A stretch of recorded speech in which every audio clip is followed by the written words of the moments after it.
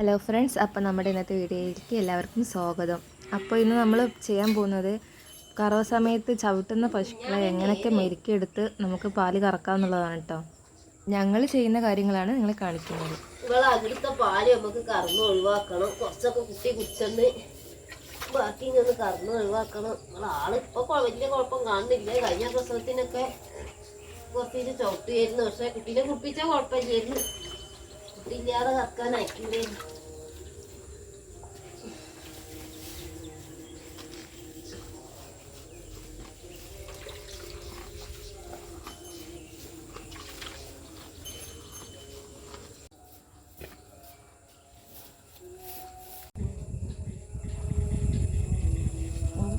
തീറ്റ കിട്ടാത്തതല്ലേ കൊമ്പ നോക്കും.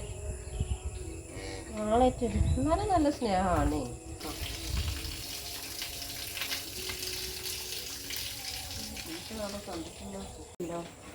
അപ്പൊ നല്ല കുതിരാതെ കാലിത്തീറ്റ് ഇങ്ങനെ കുറച്ചൊരു പുട്ടുപൊടിയുടെ പാകത്തിനാക്കിയിട്ട് പശുവിന് വെച്ചു കൊടുക്കുക. അപ്പൊ ഇത് തിന്ന് കഴിയുമ്പോഴേക്ക് നമുക്ക് പശുവിനെ കറക്കാം. നേരം കുട്ടിയൊരു തിന്ന് കഴിയാം. ആ ടൈമിൽ നമുക്ക് ചവിട്ടുന്ന പശുക്കളാണെങ്കിൽ കറക്കാം.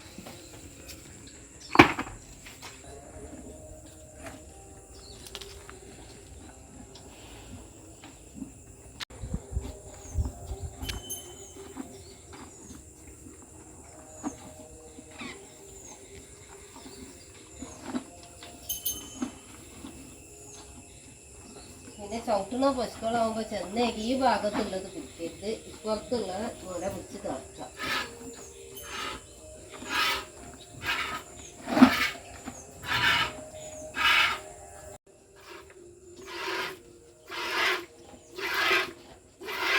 പിന്നെ പെട്ടെന്ന് ഓടിച്ചെന്നാണ്ട് അങ്ങോട്ട് പിടിച്ച് വലിക്കരുത്. ആക്കത്തിൽ ചെന്നെങ്കിൽ വലിക്കാനേ പറ്റുള്ളൂ. ചവിട്ടുന്നവരാകുമ്പോൾ പേടിയാണ്. കിട്ടിയ മോന്തടക്കം പോവും.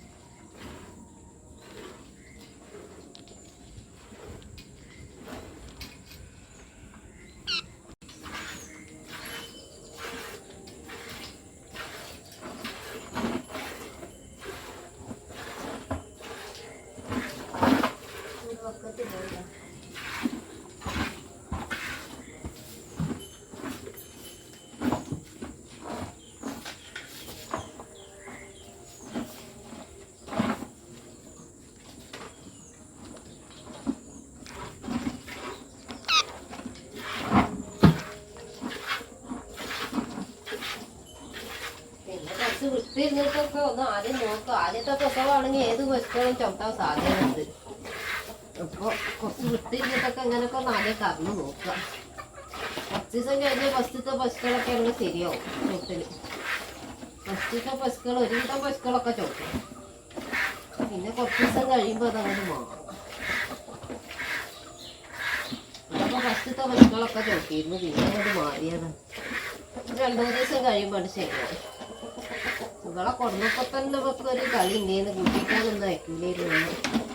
പിന്നെ ഞാൻ ഇവിടെ കൊടുന്ന് ബ്രഷ് ഇട്ടിട്ടാണ് ഇവളെ വരച്ചത്. അപ്പോൾ പിന്നെ ഇവളവിടെ മുന്നേറും.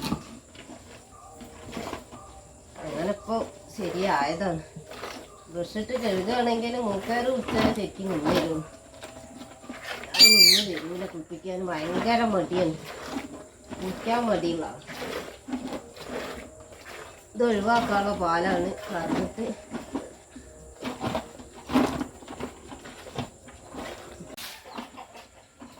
പിന്നെ ഇങ്ങനെ മൂക്കയറ് പിടിച്ച് ഒരാൾ പിടിക്കാൻ വേണോ അങ്ങനെ കറക്കാം. പക്ഷെ അതിന് റിസ്ക്കാണ്. 2 ആൾ വേണം.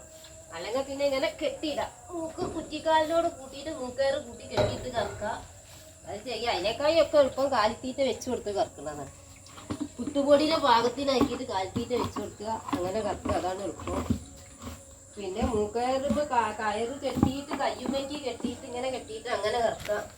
ചവിട്ടുന്ന പശുക്കൾ എങ്ങനെ കറക്കാം. അതിനേക്കായൊക്കെ എളുപ്പം തോന്നുന്നത് കാലിത്തീറ്റ വെച്ചു കൊടുക്കും. രണ്ട് കാലിന്റെ മുട്ടിന്റെ മേലേക്ക് വെച്ച് കെട്ടിയിട്ട് അങ്ങനെ കറക്കാം.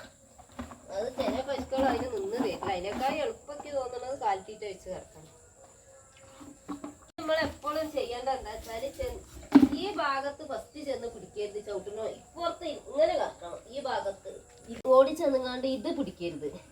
ഇത് പിടിച്ച് കറക്കുക ആദ്യം. ഇവിടെ മെല്ലെ പിടിച്ച് കറക്കുക. അവിടെ ഒന്ന് കറന്ന് കഴിയുമ്പോഴേക്ക് പിന്നെ ഓൾ കുറച്ച് തയക്കം വരും. പെട്ടെന്ന് ഓടി ചെന്ന് ഇവിടെ പിടിക്കരുത്. പുറത്ത് ആകുമ്പോൾ നമുക്ക് തട്ടിട്ടിയാലും നമ്മളെ മേത്തുള്ളൂല.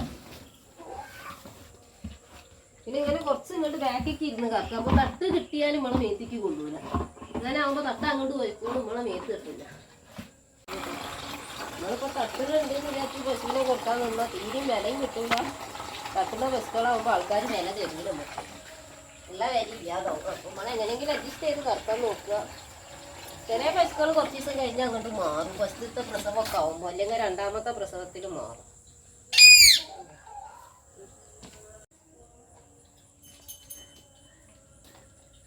പിന്നെ ഇങ്ങനെ കിട്ടുമല്ലേ. പിന്നെ ഈ കാലിങ്ങനെ പിടിച്ച് കെട്ടാ. ചില പശുക്കളെ അങ്ങനെ നിന്ന് തരുള്ളൂ. ഇത് ബാക്കിൽ എന്തെങ്കിലും കുറ്റി അടിച്ചിട്ട് ഒരു കയറിട്ടിട്ട് ഇവിടെ പിടിച്ച് കെട്ടാം. ചിലവര് കൊയ്ത്ത് കൊടയും. അപ്പൊ മൂക്കയറും കെട്ടണം. മൂക്കയറും കാലും കൂടി കെട്ടിയിട്ട് അങ്ങനെയും കറക്കാം.